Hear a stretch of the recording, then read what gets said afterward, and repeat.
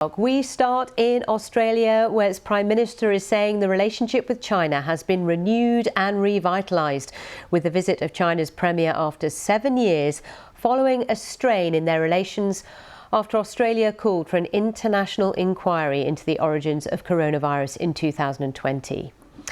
Anthony Albanese and Li Qiang met in a ceremonial welcome on the forecourt of Parliament House. Just on the outskirts, though, protesters gathered during the 19-gun salute, some holding Chinese flags, while human rights advocates protesting against the visit. The two leaders have agreed across a range of non-binding agreements to stabilise, their relationship, with climate change to trade and even panda diplomacy. Here's what Albanese had to say after their round of talks. We also exchanged views today on our region and the world, building our understanding of our respective positions and perspectives. Australia advocates that we should all work together to promote a regional balance where no country dominates and no country is dominated. I've made it clear, as nations with different histories, political systems and values, we will cooperate with China where we can, disagree where we must, and engage in the national interest. Well, for more on the significance of this relationship, I spoke to Ryan Neelam, who's Director of Public Opinion and Foreign Policy at the Lowy Institute in Sydney. It's clearly an important relationship for any country, but for Australia, China is Australia's largest trading partner. It's also a key country in the region, in Australia's own region. It's been, though that presence of China and its stature in the region, its ambitions in the region have led to some of the tensions that you mentioned there in your introduction with Australia. And there's barely an international issue which from climate change to the rules-based international order that doesn't involve China in some way. So for Australia, China is a critical partner on the economic front, but also the political and the security front. It needs to work with it, or it needs to find a way forward on areas of disagreement that continue.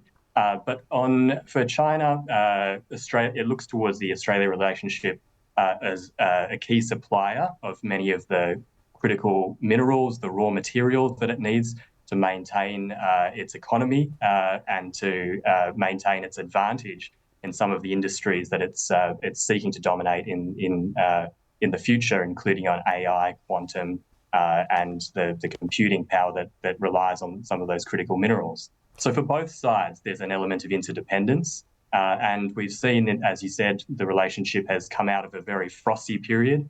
It's on a better footing now, but some of the tensions that led to that breakdown in relations continue and have not gone away. And to what extent is Prime Minister Albanese a part of this process where the thawing has kicked in, as it were?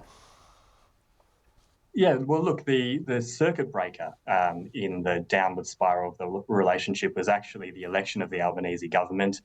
That provided a way for Beijing to climb down from some of the punitive trade measures that it had put in place against Australian exports. And it allowed it to take a step back from some of the more antagonistic approaches we saw towards Australia over the last several years. Why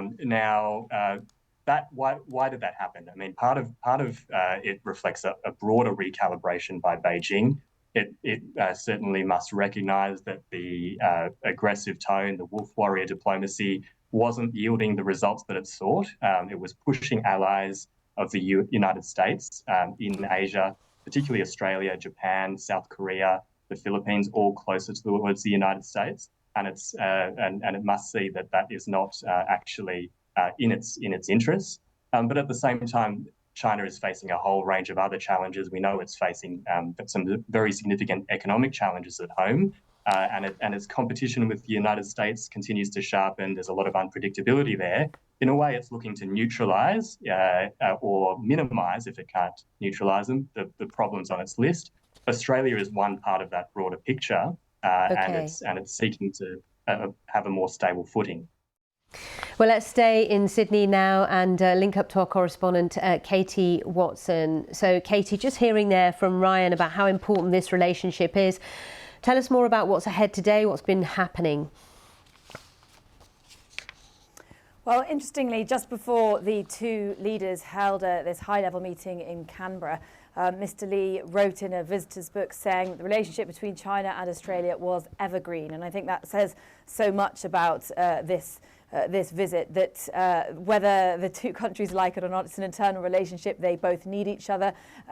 China, of course, is Australia's largest trading partner, and China is wanting to obviously use and take advantage of Australia's natural resources. And in fact, Mr. Li will be heading to Western Australia after Canberra to meet with people from mining and from natural resources industry, because it's such an important part for China. So it's a packed visit, from what we saw on Sunday of panda diplomacy in China, offering 2 more pandas to Adelaide Zoo, to what we've seen today, talking about different strategic agreements, but also very much about dialogue. That's what Albanese stressed, that this is a relationship about dialogue. That is the only way that the two countries can be able to understand their differences as well.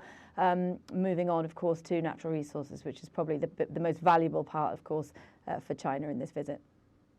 OK.